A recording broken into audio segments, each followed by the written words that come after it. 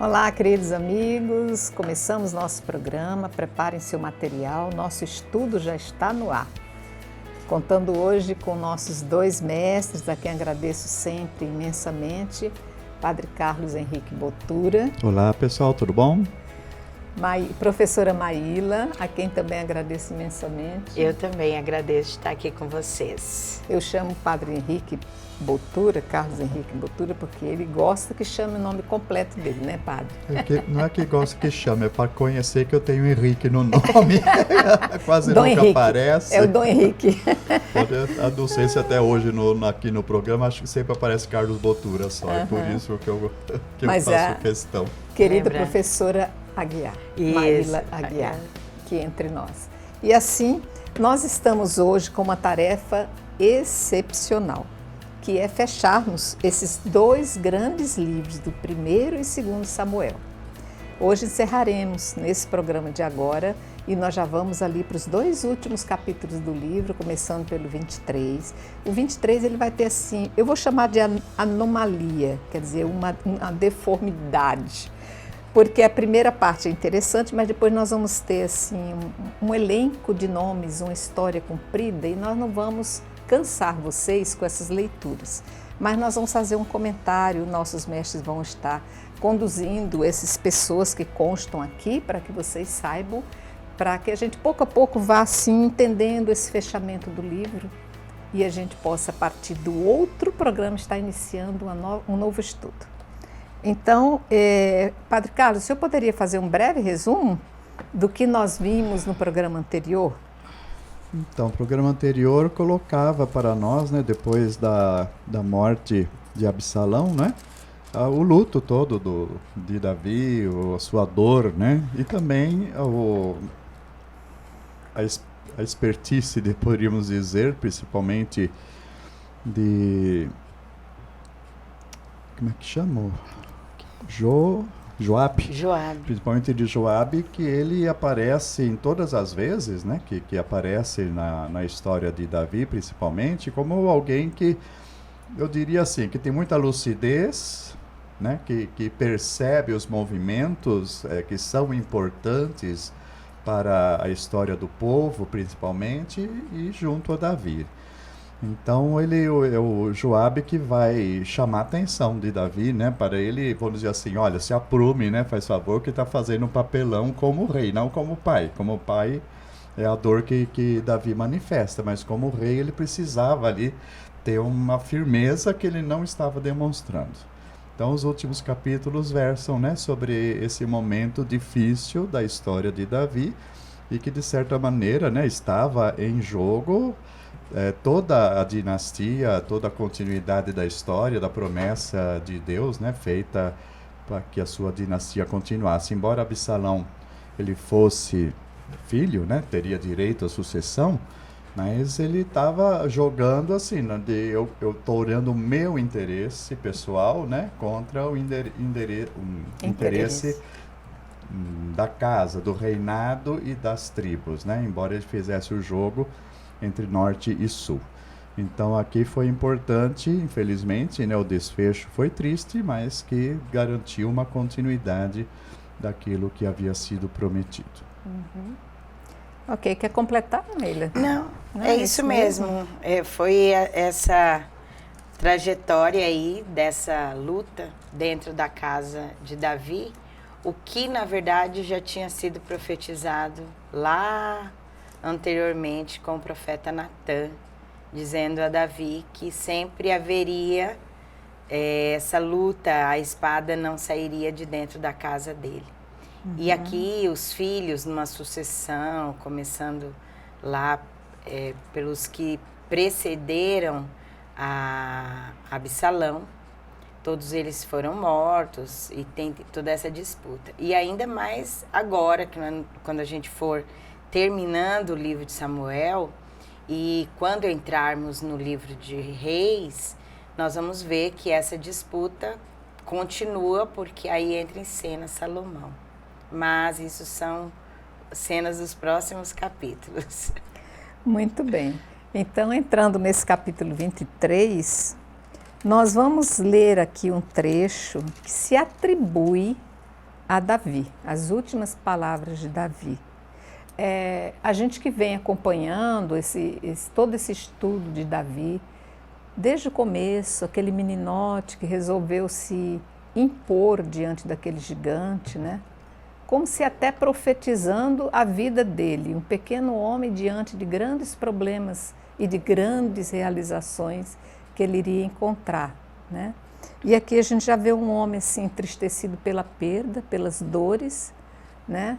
Pelas manobras que ele teve que fazer em vida, né? Para vencer toda essa proposta de se tornar rei de uma nação.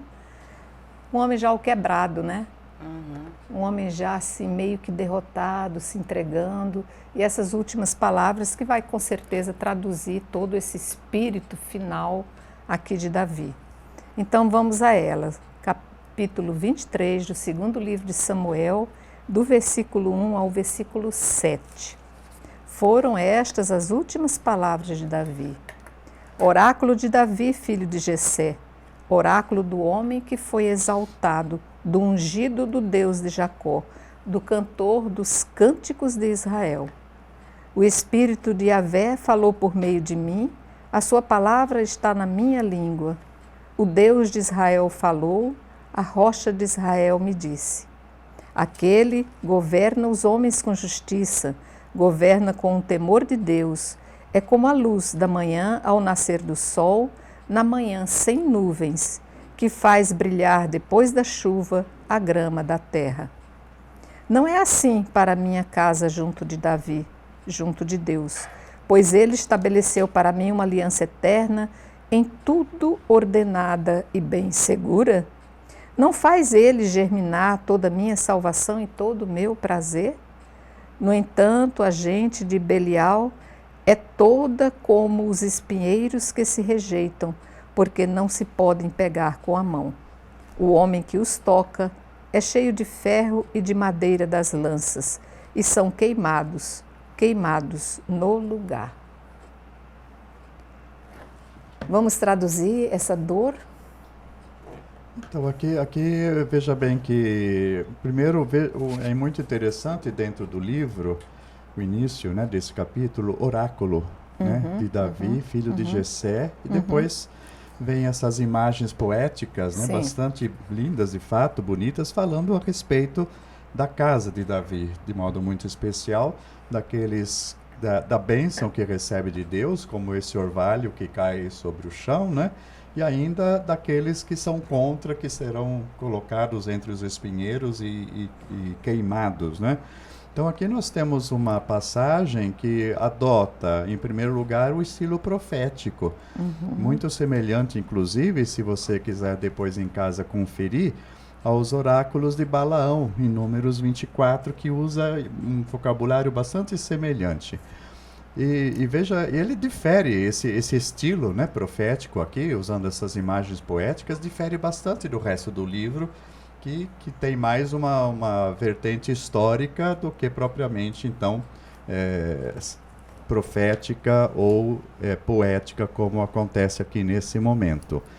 E tudo isso é inspiração, né? A gente pode dizer a palavra, né? Porque é a inspiração de Deus, olhando o que aconteceu, as obras realizadas em favor de Davi e da sua casa, que lhe vem então toda essa verve aqui, não é?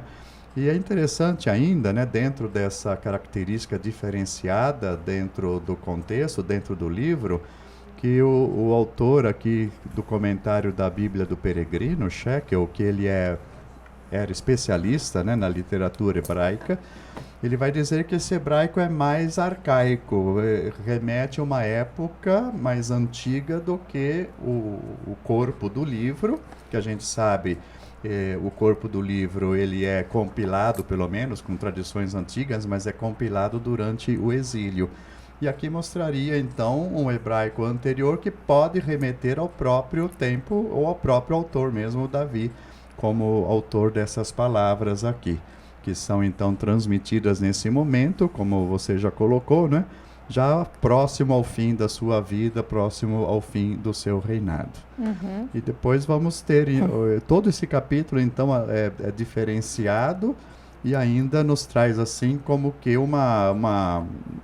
quase que um testamento, né? Uma recordação de Davi, que coloca mais uma vez em cena a mão de Deus que continua a guiar, né, os acontecimentos todos de acordo com a sua vontade, no meio de tantas idas e vindas dos humanos, né, das pessoas. Então, Maíla, a gente sempre encontra aqui e acolá, nos textos que a gente está lendo, essa expressão oráculo do Senhor. É uma pequena oração que foi inspirada por Deus, quer dizer alguma coisa em destaque? Como é que você traduziria isso aqui no contexto? Então, sempre isso vai ser uma expressão muito própria do estilo profético. Todas as vezes que aparecer essa expressão oráculo de Javé, oráculo do Senhor, significa que lá, né, no estilo profético, o profeta está falando em nome de. Então, não são palavras dele, são palavras de Deus. E aqui mostra também oráculo de Davi, filho de Jessé, oráculo do homem que foi exaltado. O que poderia levar-nos a entender que Davi faz essas palavras, como o próprio padre mencionou, que seja próprio mesmo da época de Davi, palavras dele mesmo, mas inspiradas totalmente por Deus. Então é como se disséssemos, Deus utiliza-se da boca de Davi para falar isso aqui. Fazendo como tema principal desse testamento aqui, duas menções, um paralelo entre aqueles que governam com justiça, o rei que governa com justiça, por isso que ele usa o exemplo conforme o temor de Deus, é como a luz da manhã, faz brilhar, né, a grama da terra depois da chuva. Então, essa é a posição de um governante que trabalhou em favor da justiça, conduzido por Deus. E aí ele faz o oposto.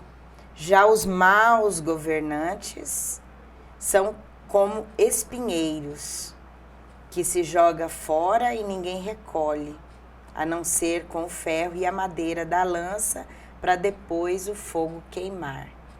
Então aqui, pela boca de Davi, mostra que, apesar de tudo o que Davi fez, ainda que tenha tido seus erros, seus pecados, quando pela boca de Deus ele faz esse testamento aqui, está também mostrando que ele, de alguma maneira, foi esse rei na justiça.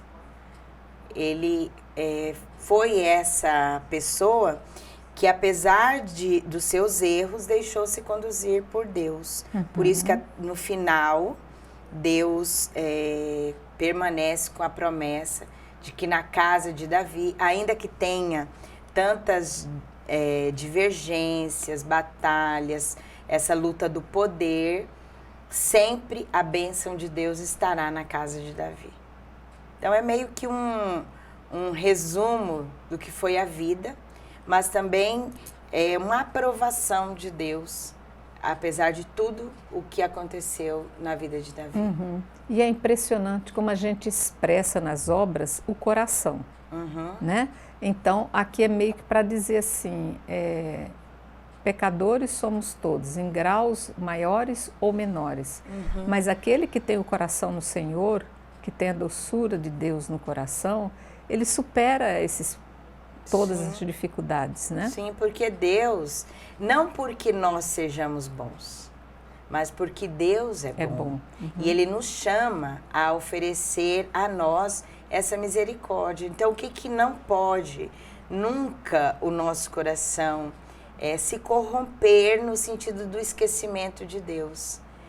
Sempre que tivermos Deus no coração, somos chamados a voltar, a refazer, e Deus está disposto a nos dar essa misericórdia. Por isso que Davi, ele é o exemplo para nós, não só do verdadeiro rei, mas o protótipo daquilo que nós devemos ser. Porque ele aparece, as coisas boas que ele fez, os seus pecados não foram poucos, foram pecados graves, mas mesmo assim, o coração de Davi nunca ficou longe de Deus. O que é esse ficar longe? Davi nunca procurou outros deuses, então ele sempre foi correto, fiel em seu coração. E aí Deus sempre estende a mão e apaga essas questões, como fala lá, né? Mesmo que sejam como carmim, vermelhos, eu deixarei como a neve, brancos como a neve. E lembra muito esse espírito da aliança, que é interessante. No caso, nós estamos nos livros de Samuel, depois nos próximos livros que são dos reis, né?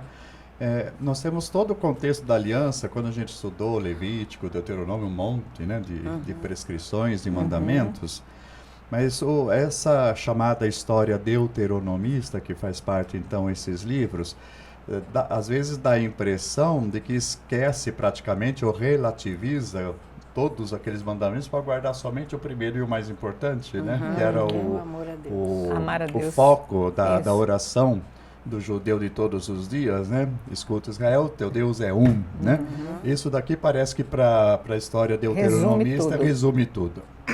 Perdão, o resto seria, como eu disse, não esquecido, mas relativizado. Se guarda o primeiro, todos os outros têm perdão. Mas esse primeiro não tem perdão. Então Deus é um Deus ciumento, né? Que aparece desde o início, então, da aliança. E é o que acontece, então, aqui. Essas expressões de Davi que nós vimos, nós encontramos em alguns salmos, né? E nas nossas liturgias, aquelas expressões assim como, né? Maldito o homem que confia no próprio homem, bendito aquele que confia no Senhor. Né? É o mesmo espírito que aparece aqui, mas sempre remetendo à fidelidade ao Deus único, né? Que é o ponto focal de toda essa história. Pois é, e lembrando assim que realmente Davi vai ser colocado como uma pessoa máxima dentro dessa história, porque Jesus é nascer da casa de Davi, quer dizer, da família de Davi, desse ramo de Davi, né? A estrela de Davi, que vai ser aquele marco, aquele símbolo que inclusive marca toda a história judaica, inclusive nas perseguições, né?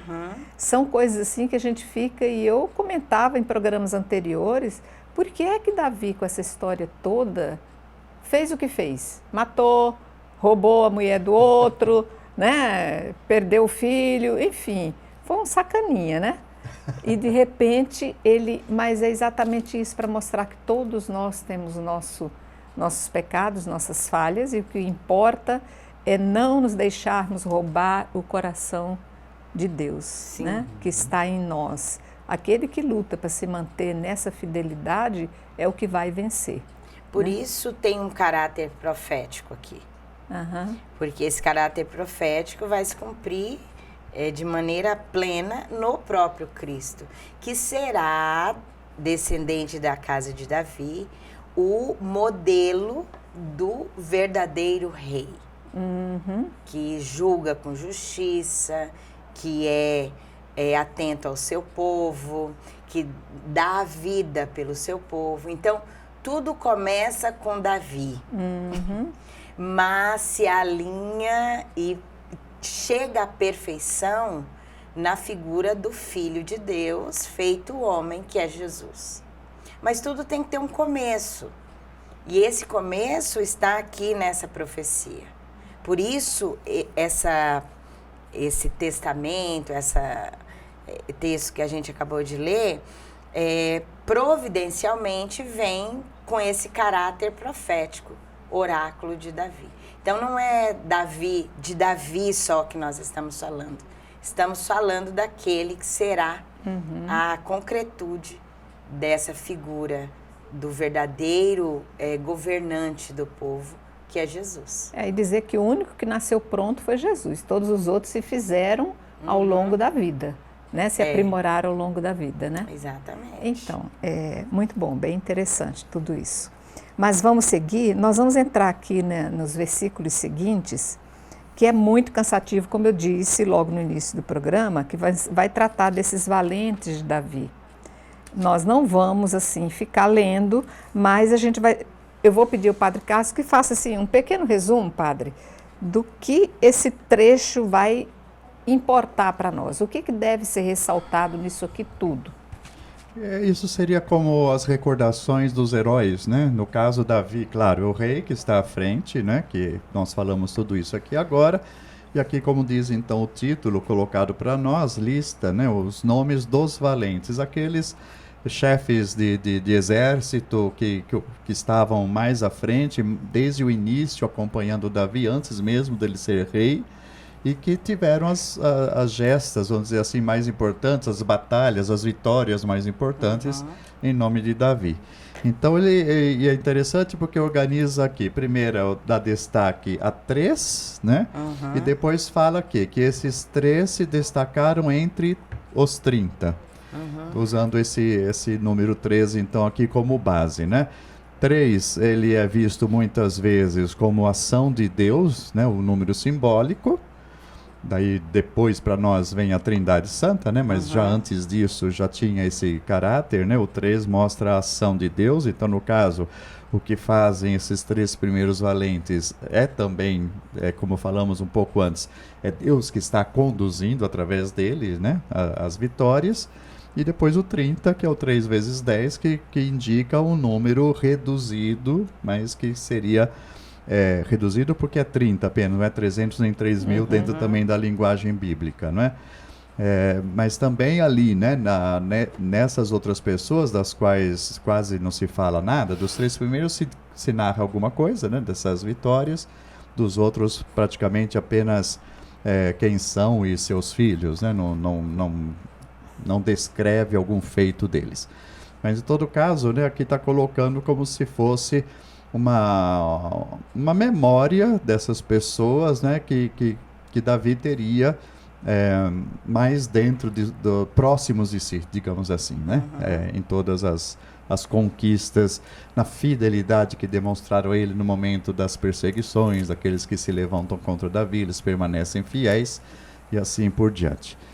Então seria quase que uma lista de memória, né, de pessoas então que fazem parte desse período do reinado de Davi. Lembrando que foi Davi quem conquista a unificação entre, ainda que tivessem aqueles que não aceitassem, mas a unificação entre as tribos do norte e as tribos do sul, formando aí um só reino. Então, primeiro ele começa a governar apenas com uma parte dessas tribos, apoiando, depois ele tem aí o apoio de todo o povo. Claro que sempre terão aqueles que eram discordantes. E para que ele conseguisse essa unificação da monarquia e fosse realmente esse rei legítimo de todo o povo, o texto, né, do versículo 8 até o versículo 39 vem trazer o nome desses comandantes, desses guerreiros, esses soldados valentes que lutaram aí para que Davi conseguisse isso. Porque Davi sempre foi destacado como um valente guerreiro. Estrategista, sempre né? Estrategista, sabia conduzir certo, as batalhas. Porém, ainda que tenha essa figura de destaque a Davi, tem sempre uma multidão por detrás dele, que ajudou a ele a essas vitórias. Então, por isso que, num sinal de gratidão, o texto vem trazer isso. Esses nomes. Exato. Então, ele é um rei valente, guerreiro, mas por detrás dele tinha todo esse grupo, essa multidão aqui. Parecem poucos, 33, mas eles são aí os cabeças de toda esse batalhão, né? Os batalhões que tiveram aí com ele. E ele é um rei justo que reconhece. Reconhece, exatamente. E quer honrar essas pessoas, né? Por isso a lembrança de todos esses nomes. Tá. E um detalhe, até mesmo o nome lá no versículo 39, 23, 39, de Urias. Isso. O heteu a quem ele, né, conduzido pelos seus caprichos e pelo pecado aí cometido com a mulher de Urias, ele acaba por matar. Mas, no fundo, sempre reconheceu o quanto ele foi fiel. E foi por causa da fidelidade de Urias que ele morreu. Se ele não tivesse sido fiel a Davi, ele não teria morrido, o plano para matá-lo não teria dado certo. Então, aparece aí como destaque, no meio desses nomes todos, que para nós não vamos lembrar, mas Urias é lembrado aí. Muito bem. Interessante. Muito interessante. No finalzinho, né, do capítulo, então, depois dessa listagem, veja lá que ele apresenta o número concreto, né, 37. Então, veja bem, né, como falamos um pouco antes, melhor explicitar, nós temos 3 como número simbólico, nós temos 10, 100 e 1000 como números simbólicos, mas o número exato seria 37 e não 30. Mas, né, repito, eles querem dar destaque à ação de Deus ali, por isso que vai se referindo a 30, embora sejam mais. Com certeza. Muito bem. Muito bem. Eu vou pedir um pequeno intervalo e nós já voltamos para finalizar, então, esse belíssimo livro de Samuel.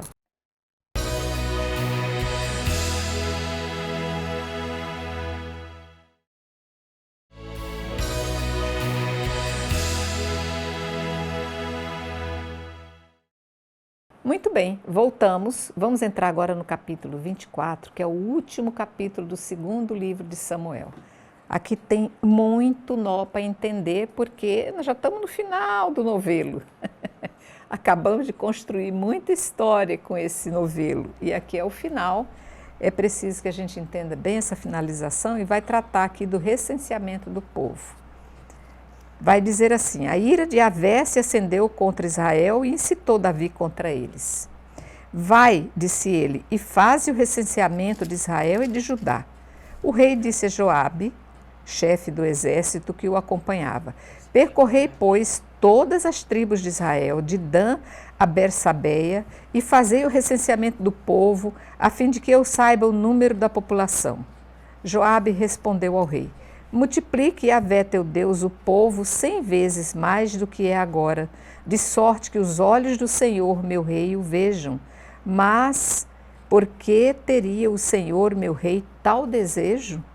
Mas a ordem do rei se impôs a Joabe e aos chefes do exército, e Joabe e os chefes do exército deixaram a presença do rei para recensear o povo de Israel. Passaram o Jordão e começaram por Aroé e a cidade que está no meio do vale, e chegaram aos Gaditas, perto de Jazé. Em seguida foram a Galaade e a terra dos heteus, em Cádiz, e voltaram a Dan-Jaã e arredores, na direção de Sidônia. Depois alcançaram a fortaleza de Tiro e foram a todas as cidades dos heteus e dos cananeus, e chegaram a Negueb de Judá, em Bersabeia.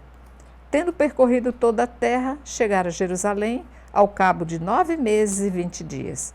Joabe apresentou ao rei o número obtido pelo recenseamento do povo. Israel contava 800.000 homens de armas que portavam a espada, e Judá 500.000. Esses recenseamentos, interessantes, né? Naquele tempo se tinha ideia de se fazer um recenseamento para saber o poder de fogo e de luta de cada povo, né? Hoje o recenseamento quer apenas saber quantas pessoas estão com fome, quantas comem, quantas têm casa, quantas sabem ler e escrever. O recenseamento, e um detalhe, alguns livros de exegese trazem que, na verdade, esse capítulo 24 não está como que eu vou falar? Na questão do tempo junto a esse 23. Por isso até aquela questão lá do padre, quando ele falou que ele está bem anterior ao tempo do exílio. E já nesse 24, quando fala desse recenseamento, até ligando mesmo a Davi, pudesse ter sido em qualquer outra época. Tá. Mas o motivo desse recenseamento, contar aí quantos eram, tinha dois objetivos. O primeiro, saber a quantidade de pessoas para a questão do tributo, a tributação, quantas pessoas têm, pagar tributo. E depois o recenseamento também levava em conta o levantamento aí dos homens aptos para a guerra, que aí é a questão da dominação política, da dominação aí do poder de armas, né? Então, esse recenseamento tinha um caráter econômico e social, com a tributação, e um caráter político e militar quanto à questão aí dos homens aptos para a guerra. É isso, padre? É isso. Aí nós temos o texto, no caso, né, ele não chega a citar a questão dos tributos, mas é uma realidade, cita só a questão militar, ou seja, né, se faz um tributo, o que você quer com isso daí? Tem a parábola de Jesus, né? Qual é o rei que não se senta primeiro para ver se com tantos homens pode enfrentar aquele outro que vem contra ele e assim por diante, ou vai pedir a paz ou vai enfrentar a batalha, né? Então, mais ou menos é isso que está aqui por trás. Com quantos homens de guerra eu posso contar? Daí, tanto para defesa como para ataque. Então, a gente sabe que Davi, no seu reinado, ele estendeu as fronteiras, né, do seu domínio, aí que está a coisa, o seu domínio como rei, ele estende as fronteiras mais amplas, né, que teve. Não sei se Salomão chegou a exceder um pouco mais depois, né? Mas era esse o interesse, como já foi colocado para nós aqui. Veja bem, mais uma vez, nós falamos no bloco anterior, mais uma vez nós temos aí Joabe, né? Esse Joabe. Joabe, ele não chega a explicitar o pensamento, mas pergunta o que o rei está querendo com isso. Mas assim, a gente vai ver, né, nos próximos versículos que no fundo, Davi ele tem essa iniciativa por soberba pessoal, né? Por querer se fortalecer ainda mais enquanto rei e enquanto aquele que tem as pretensões todas de até mesmo se tornar o imperador de outras terras, né? Isso vai contra um princípio muito básico: a quem pertence o povo. Qual é o interesse realmente que o rei tem que ter sobre o povo enquanto reina? Então aí vem os próximos versículos que vão mostrar pra gente, né, que de repente, mais tarde demais, porque sempre Deus permitiu que fossem feitas essas batalhas, mas sempre batalhas de defesa. A gente já vai perceber que Davi, ao estender aí o território dos israelitas, conquistando aí a amplitude das fronteiras, ele já ultrapassa uma ordem de Deus. E quando ele tem essa ideia de contar, recensear o povo, saber com quem eu posso contar, e tendo talvez essa pretensão de atravessar e conquistar outros povos, dominando outros povos, o que nunca foi a ordem de Deus. Já Salomão vai fazer tudo isso, né? Então, nada daqui se aplique a Salomão. Seguindo o versículo 10. Depois disso, o coração de Davi se descompassou por ter recenseado o povo, e Davi disse a Yahvé: cometi um grande pecado. Agora, ó Yahvé, perdoa esta falta ao teu servo, porque cometi uma grande loucura. Quando, de manhã cedo, Davi se levantou, Yahvé tinha dito ao profeta Gade, o vidente de Davi, esta palavra: vai dizer a Davi: assim diz Yahvé, eu te proponho 3 coisas, escolhe uma e eu a executarei por ti. Então Gade foi ter com Davi e lhe disse: que queres que te aconteça? Que 7 anos de fome caiam sobre a tua terra, ou que antes 3 meses fugindo do teu inimigo que te perseguirá, ou que durante 3 dias a peste caia sobre teu país. Reflete agora e decide sobre o que devo responder àquele que me enviou. Davi respondeu a Gade: estou em grande angústia. Ah, caiamos nas mãos de Yahvé, porque é grande a sua misericórdia, mas não venha eu a cair nas mãos dos homens. Yahvé mandou a peste a Israel desde aquela manhã até o dia determinado. E 70.000 homens do povo morreram, desde Dan até Bersabeia. O anjo estendeu a sua mão sobre Jerusalém para a exterminar, mas Yahvé se arrependeu desse mal e disse ao anjo que exterminava o povo: basta, retira a tua mão agora. O anjo de Yahvé estava perto da eira de Areúna, o Jebuseu.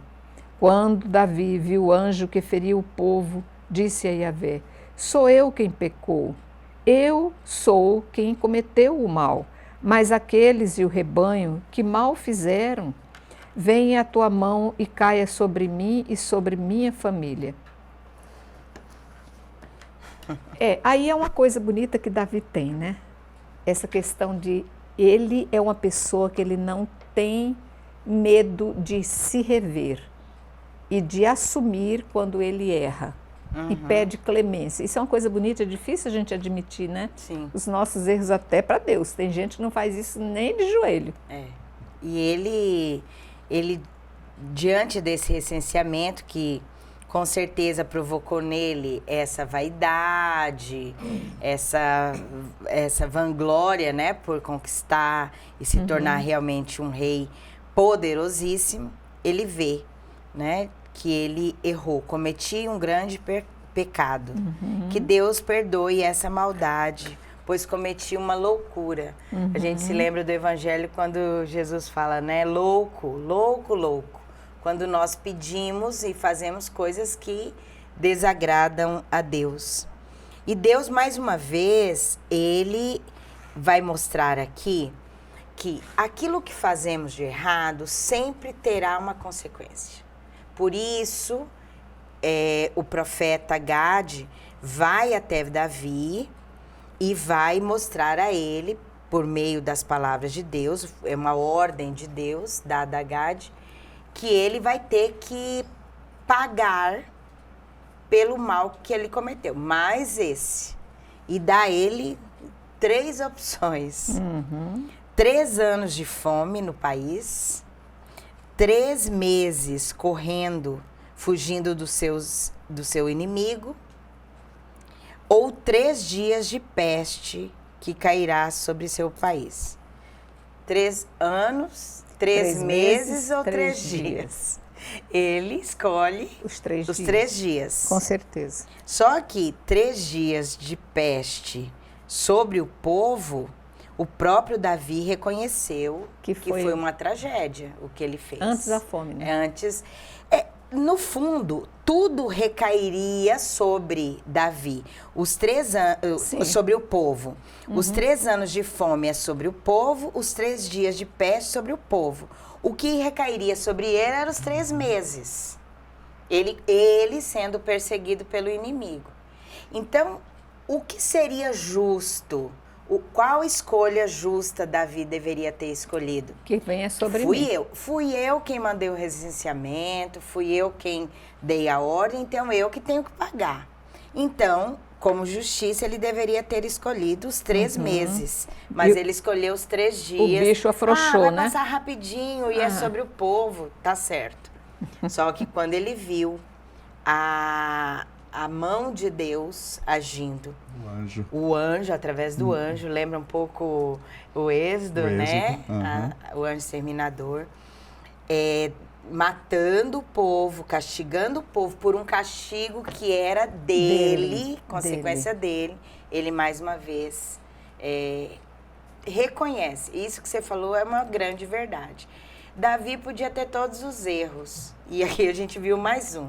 Mas ele não tinha, não faltava a ele a humildade de reconhecer quando ele fez bobagem e que ele, mais uma vez, pedia aí a clemência a Deus, né? Um coração contrito. Isso, ali o versículo 17 aqui coloca dessa maneira, né? Fui eu quem pecou, eu sou culpado. E é interessante, o que fizeram essas ovelhas? Isso. Nessa hora, Davi vai recordar a função real do rei, que é o quê? Seu pastor. É ser pastor do povo, proteger o povo, né? E aí, nesse caso, ele, no primeiro momento, ele falha, né? Deixa recair sobre o povo. O comentário que tem aqui é que Davi, ele já conhecia passar fome, assim como na história do povo, outra vez a gente vai lembrar dos 7 anos de seca, né, de vacas magras. Depois nós vamos ver que ele já sabia o que era ser perseguido por diversas vezes e tinha sobrevivido, né? É bom lembrar disso. Mas não conhecia o que era uma peste. Né? E aqui é até exagerado o número, mas digamos assim, né? Morreram 70 mil homens do povo, né? E nem chegou a completar os 3 dias, né? Porque aqui nesse momento ele faz esse apelo ao Senhor, né? Que vai no versículo seguinte dizer basta, né? E para, antes de se completar os 3 dias e antes de atingir principalmente a Jerusalém. Então a gente vai percebendo aqui, né, que o contrário daquilo que foi colocado. No momento do recenseamento, ele está pensando em conquista, está pensando, né, em aumentar o seu poderio, o seu domínio pessoal. E nessa hora ele vai lembrar que o povo é que precisa ser cuidado e não o contrário. Né? É por isso eu não posso deixar de trazer para as nossas realidades. É por isso que o povo ama tanto um governante, quando ele demonstra no seu governo as suas ações, quando são voltadas para beneficiar o povo. E ele abre mão de suas regalias. Né? Então é muito triste a gente ver um governante que faz o contrário, que quer se enriquecer, né? Que quer ser curvado diante da glória do povo, enfim. Vocês podem estar imaginando 1000 figuras, mas eu aqui tenho as minhas pessoais. Quantas delas, meu Deus do céu. Não nos esqueçamos nunca, isso aqui que está colocado aqui sobre Davi, que a função do governante é se sentir protetor de seu povo. Que esse povo possa ver nesse governante a figura de Davi ou a figura de Deus, tão amoroso que abaixo de si derrama todas as suas glórias, né? Lembro aqui a figura de Jesus se apresentando como bom pastor, porque e fazendo o contraponto com o mercenário. Exatamente. O mercenário é aquele que expõe as suas ovelhas ao perigo, também, o Barrabás, e né? Que foge quando esse rebanho está sendo atacado. Ele ganha com as suas ovelhas, mas ele não é capaz de dar a vida por elas. O que o pastor faz? O pastor, vendo que suas ovelhas estão perecendo, e às vezes até por um descuido dele, como foi aqui no caso de Davi, ele tem que ser o primeiro a se rebaixar diante de Deus e pedir por esse seu rebanho que foi a ele confiado. Então isso nós temos aí uma galeria imensa na nossa história, da história do mundo, né? Em que cuidamos primeiro de nós, governantes, e o resto que cai as migalhas da mesa vão para o povo, né? Porque para eles não falta nada, os aumentos são sempre acima da inflação e assim por diante, né? Agora, eu coloco dentro desse comentário, não me estendendo muito, quem é eleito e quem elege, por enquanto, é o povo no seu voto? Quem que é eleito? É aquele que se apresenta como aquele que vai cuidar do povo ou é aquele que se apresenta como todo-poderoso? Não, quem é eleito pelo povo deve ser aquele que vai cumprir aquilo que o povo espera dele, Não né? é isso que o povo escolhe, minha querida. O povo escolhe aquele que aparece como mais poderoso, aquele que acha que vai dizer que vai resolver todos os problemas, aquele que é mais arrogante, que mais xinga os outros. Mas aqueles que às vezes aparecem com mais humilde é aquele que não faz nada. Não é eleito. Não, Bom, e não faz nada. Vamos em frente, então porque nós vamos temos continuar ainda... elegendo os poderosos, tá bom. Vamos chegar ao finalzinho do livro, do capítulo 24 desse livro, que vai ser a partir do versículo 18. Nesse mesmo dia, veio Gade a Davi e lhe disse: sobe e ergue um altar a Yahvé na eira de Areúna, de Jebuseu. Então Davi subiu, conforme a palavra de Gade, como Yahvé lhe ordenara. Areúna olhou e viu o rei e os seus servos que se aproximavam dele. Ele saiu e se prostrou diante do rei, com o rosto em terra. Disse Areúna: por que veio o rei, meu senhor, a mim, seu servo? E Davi respondeu: para adquirir de ti esta eira, a fim de construir nela um altar a Yahvé. Assim a peste deixará o povo. Então disse Areúna ao rei: que o senhor, meu rei, a tome e ofereça o que lhe parecer bem. Aqui estão os bois para o holocausto, a grade e o jugo dos bois para a lenha. Areúna dá tudo isso ao rei. E Areúna disse ao rei: que Yahvé teu Deus se compraza com a tua oferenda. Mas o rei respondeu a Areúna: não, eu quero comprá-la por preço, pois não quero comprá-la por preço, pois não quero oferecer a Yahvé meu Deus holocaustos que não me custem nada. E Davi adquiriu a eira e os bois por dinheiro, 50 siclos. Davi construiu ali um altar a Yahvé e lhe ofertou holocaustos e sacrifícios de comunhão. Então Yahvé teve piedade da terra e a peste deixou Israel. Há de se ver que aqui quando fala dessa eira, né, essa porção de terra adquirida, primeiro o dono tenta dar aí a Davi de alguma forma que não fosse a compra, e ele exige comprar. Vamos lembrar que esse lugar será depois, na época de Salomão, o local onde vai ser construído o templo. Uhum. Então aqui é o local em que a gente já está fazendo uma ponte, já com a promessa que Deus fez. Não serás tu, Davi, quem construirá a minha casa, que seria o templo, mas teu filho. Mas Davi tem participação nisso. Sim, escolhe ele o não local. Constrói o templo em si, mas foi ele quem adquiriu o local. Que legal. Aí Salomão vai construir o grande templo de Jerusalém. Isso, nesse lugar aqui onde tem esse... Uhum. Aqui ele me lembra um pouco a passagem de Abraão, né, que pede que compra um lote para enterrar a Sara, né, que vai ser o primeiro local também adquirido da terra prometida, né? Uhum. E também assim me chama um pouco de atenção para uma reflexão nossa, né? Não ofereceria ao Senhor meu Deus aquilo que não tenha me custado, né? Eu vejo assim, só para dizer, muita costume de nosso povo, graças a Deus está terminando um pouco isso, mas às vezes oferecer uma promessa a Deus, né, para o outro pagar, né? Uhum.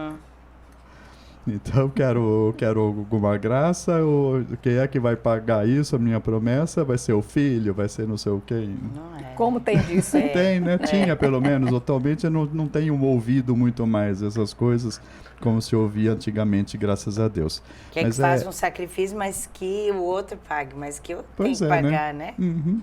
Então a gente tem que ter essa consciência, eu tenho que assumir responsabilidades e posições e não impor sobre outro, né?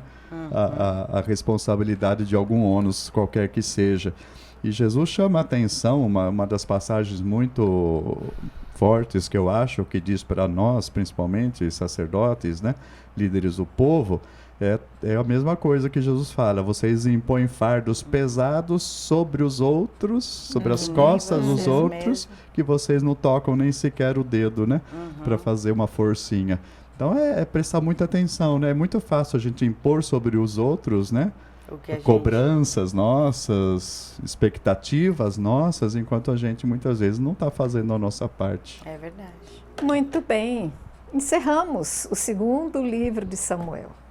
Estamos aqui, então, muito gratos a Deus por esse estudo maravilhoso desses 2 grandes livros. Quem não conseguiu pegar do começo, busque nas plataformas a origem de tudo, o começo de tudo, mas não perca esse belíssimo estudo. Agradeço aos nossos mestres, Padre Carlos, agradecida. Olá, professora obrigado. Maíla, muito agradecida. Eu também fico. Agradeço imensamente a vocês que cresceram tanto quanto eu nesse belíssimo caminhar desse tempo todo estudando Samuel. É bom só lembrar rapidamente, né? Os programas ficam gravados no YouTube, pode ser acessado, né, através da Rede Imaculada. Se você não consegue assistir ao vivo, indique para alguém, ele pode acessar também através do YouTube. Isso. Quem sabe dá para montar um grupo de estudo com o dia certo, abre lá todo o material que está no YouTube e vamos fazendo esses estudos que traz com certeza muito crescimento. Então, eu só tenho que honrar a Nossa Senhora dizendo Salve Maria Imaculada. Salve Maria Imaculada. Amém. Até próximo.